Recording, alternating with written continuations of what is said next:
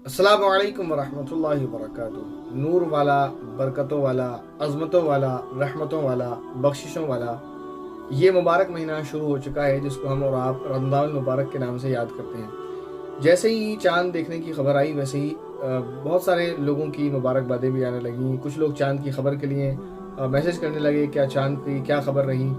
और इसी बीच कुछ सवालात आए चाँद को लेकर हमारी ख़वातीन के, जो कुछ गलतफहमियाँ उनको होती हैं। चंद तरह के सवालात हैं। एक तो ये कि अब तक कुछ ख़वातीन ये समझती हैं कि तरावीह जो होती हैं वो सिर्फ मर्दों के लिए होती हैं, औरतों के लिए नहीं होती। यानी औरतें मतलब औरतों पर ज़रूरी नहीं है कि वो तरावीह पढ़ें। इसके अलावा ये बात भी सामने आई कि कुछ ये समझती हैं कि औरत चाहे तो पढ़ सकती है और चाहे तो नहीं पढ़े।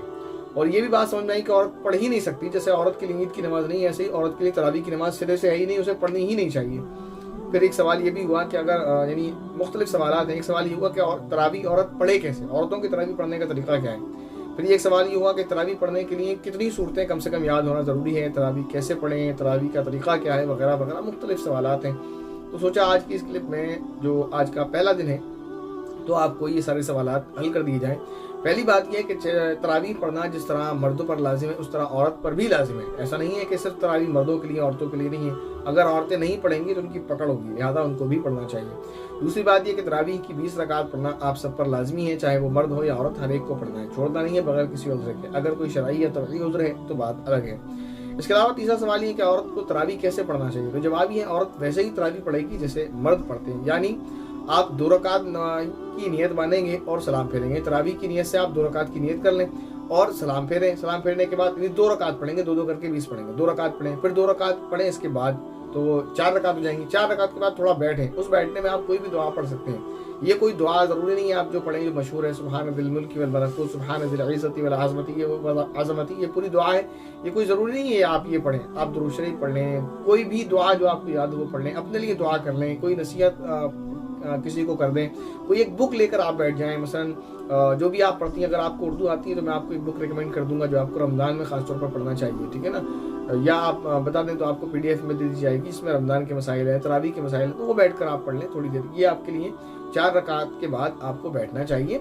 जितनी देर आप यानी कोई दुआएं पढ़ लें छोटी मोटी, और या अपने लिए कोई दुआ कर लें, या कोई नसीहत आप कर दें किसी को, या आप पढ़ लें।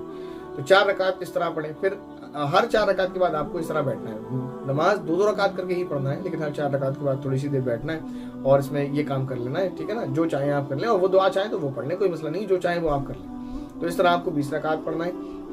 वित्र इन रकातों के बाद नहीं पढ़ना है, ठीक है ना। वित्र पहले ना पढ़ें आप इशा के साथ। वित्र जो पढ़ेंगे आप तरावीह के बाद पढ़ें। अगर आप तहज्जुद पढ़ना चाहें तो तहज्जुद के बाद पढ़ें। जितनी मेरी आपसे एक दरखास्त है कि जितनी नमाज पढ़ना चाहें आप वो वित्र से पहले पढ़ें, वित्र के बाद ना पढ़ें। जितनी भी पढ़ना चाहें आप वित्र से पहले पढ़ें, ठीक है ना, वित्र के बाद ना पढ़ें। तो ये तरीका है। अच्छा, एक सवाल ये है कि फिर कितनी रकात यानी तरावीह पढ़ने के लिए कितनी सूरतें याद होना ज़रूरी है।